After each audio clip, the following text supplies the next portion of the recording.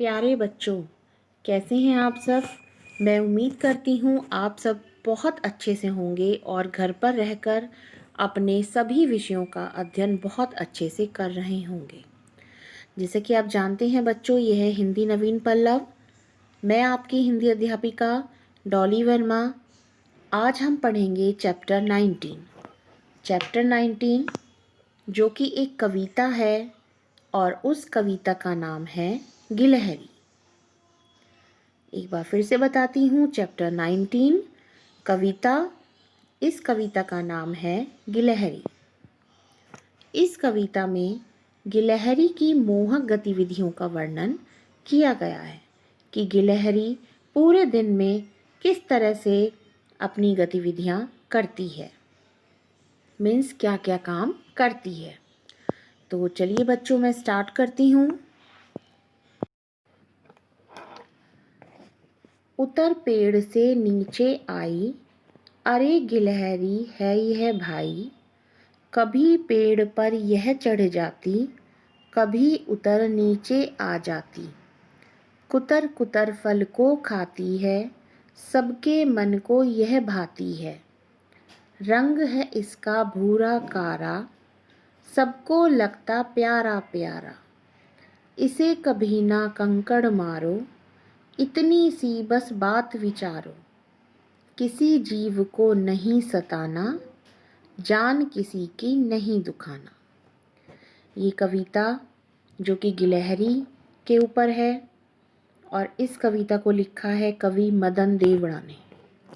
तो चलिए बच्चों, अब स्टार्ट से इसकी जो 4 लाइनिंग है उसको मैं एक्सप्लेन करती हूँ। उतर पेड़ से नीचे आई, अरे गिलहरी है ये भाई।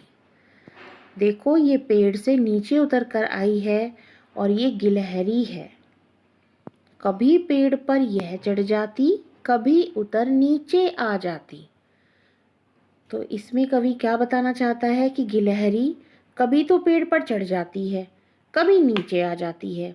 बच्चों, आपने भी देखा होगा ना गिलहरी को, कितनी तेज चाल से वो एकदम से पेड़ पर चढ़ती है, उतर जाती है। आपने अपने घर की छत पर भी देखा होगा। नहीं देखा है ना, तो अब देखना अब आप कि किस तरह से कितनी तेजी के साथ गिलहरी इधर उधर घूमती रहती है।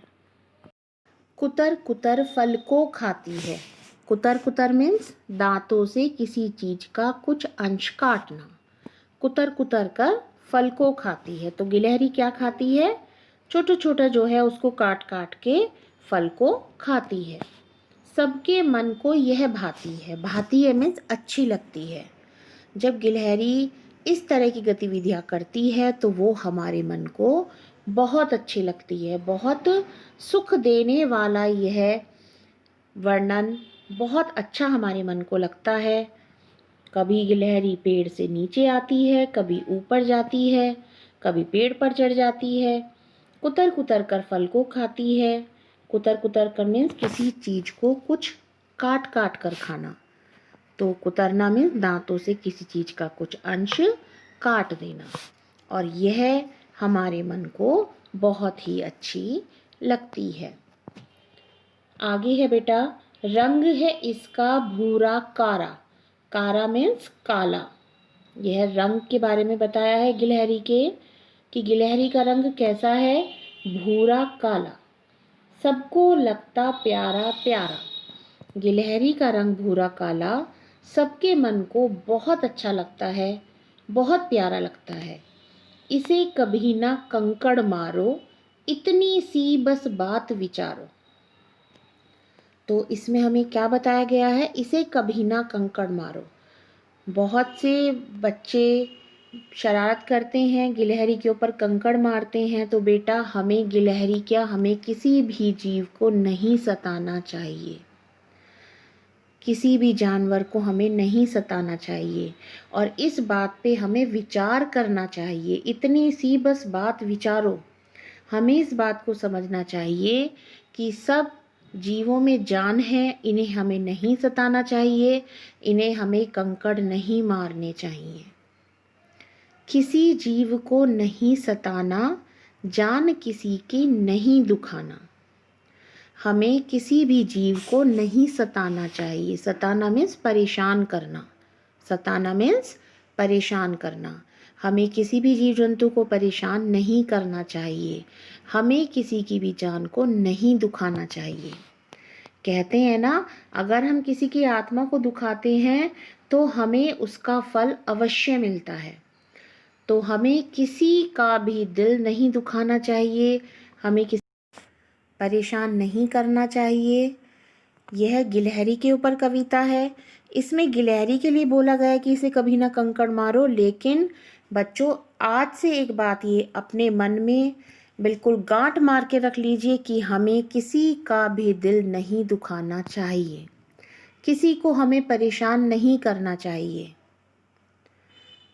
तो बच्चों कैसी लगी आपको ये कविता, और इस कविता से आपको क्या शिक्षा मिलती है? इस कविता से हमें शिक्षा मिलती है कि हमें जीवों को सताना नहीं चाहिए। बहुत से लोग जीवों को पत्थर मार देते हैं उठा के, रास्ते में कोई पत्थर पड़ा है वो मार देते हैं उसको उठा के, लेकिन बेटा ये अच्छी बात नहीं है। वो अगर हमारी भाषा में कुछ हमें बोल के नहीं बता सकते हैं, उनको भी तो दुख तकलीफ होती है ना। तो हमें किसी भी जीव को नहीं सताना चाहिए। किसी जीव को सताना एक बहुत बड़ा अपराध है, एक बहुत बड़ा पाप है। तो बच्चों अब मैं उम्मीद करती हूँ आप आगे से चीज़ का ध्यान रखेंगे, आप किसी को नहीं सताएंगे। और ये कविता आपको बहुत अच्छी लगी है ना। तो बेटा मैं आपको गृह कार्य की बताती हूँ। गृह कार्य में क्या है, आपका होमवर्क में आपको ये पोयम पढ़नी है और साथ में उसको याद भी करना है। आपको पोयम याद भी करनी है और पढ़नी भी है। तो मैं उम्मीद करती हूँ कि आपको बहुत अच्छे से ये पोयम समझ में आ गई होगी। धन्यवाद।